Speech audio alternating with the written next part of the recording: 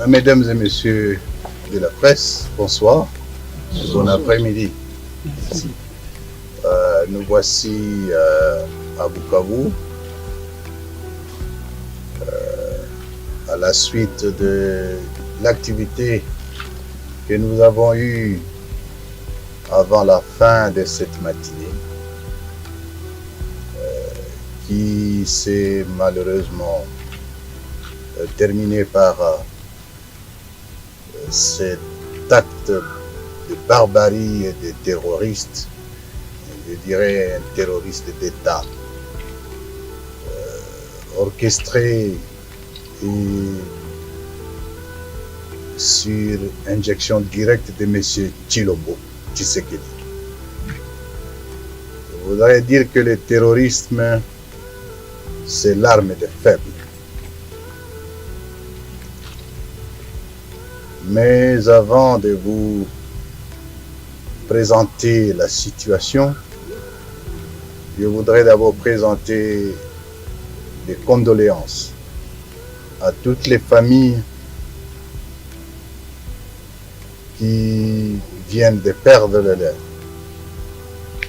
et la compassion à ceux qui sont blessés.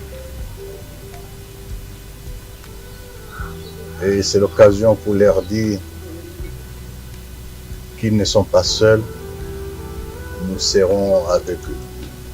D'ores et déjà, l'Alliance Fleuve Congo va prendre à charge tous les frais liés aussi bien aux soins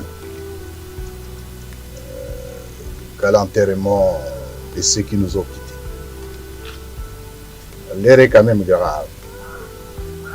Parce que un terrorisme d'État comme celui-là, sur la population civile, est constitutif, je dirais, des crimes de guerre et contre l'humanité.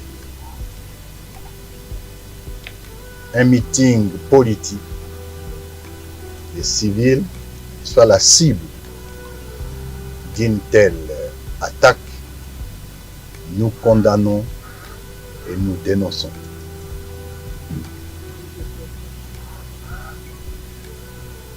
C'est d'autant plus inquiétant que cette attaque rentre dans la ligne directrice du régime de Kinshasa,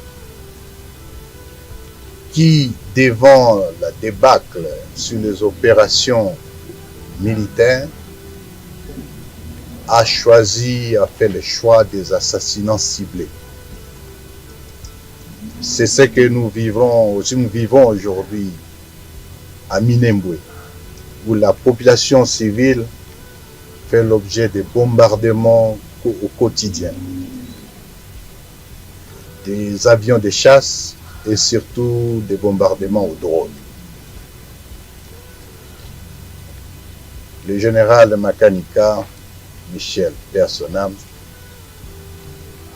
fait désormais partie des victimes de cette politique.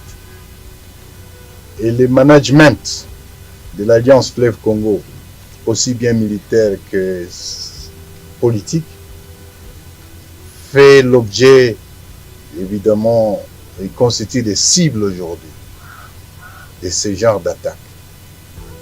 Et ce n'est pas la première fois. De Rutshuru, à Goma et partout ailleurs, nous avons fait l'objet de bombardements aveugles qui vont dans ce sens. Ceci dit, je voudrais vous donner ici le premier bilan que nous avons. C'est que l'attaque a causé 11 morts, dont une femme. Et les vérifications sont à court. L'auteur de l'attaque lui-même ferait partie de ces morts. Il y a 65 blessés, dont 6 graves, qui sont présentement pris en charge au bloc opératoire. Et de ces 65 blessés, il y a 2 enfants.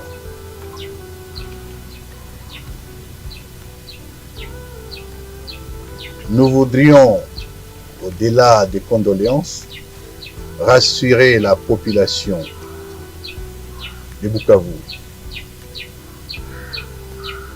de rester calme et que devant cette épreuve, elle n'est pas seule.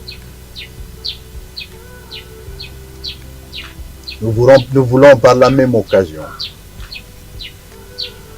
attirer l'attention de l'opinion tant nationale qu'internationale, et la communauté internationale en particulier,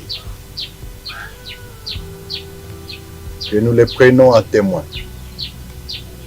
Les aventures belliqueuses de M. Tshilombo sont claires. Nous avons toujours émis le vœu de voir une solution politique à la crise multiforme du Congo. Mais nous constatons malheureusement qu'il tient à la guerre. C'est plus qu'une folie. Il a des ordres. Et nous disons néanmoins que cet acte odieux ne restera pas sans conséquence. Ceci dit, les obsèques vont se préparer, mais entre-temps, parallèlement, les activités telles que nous les avions prévues aujourd'hui et plus ou moins demain, nous allons les poursuivre en bonne et due forme.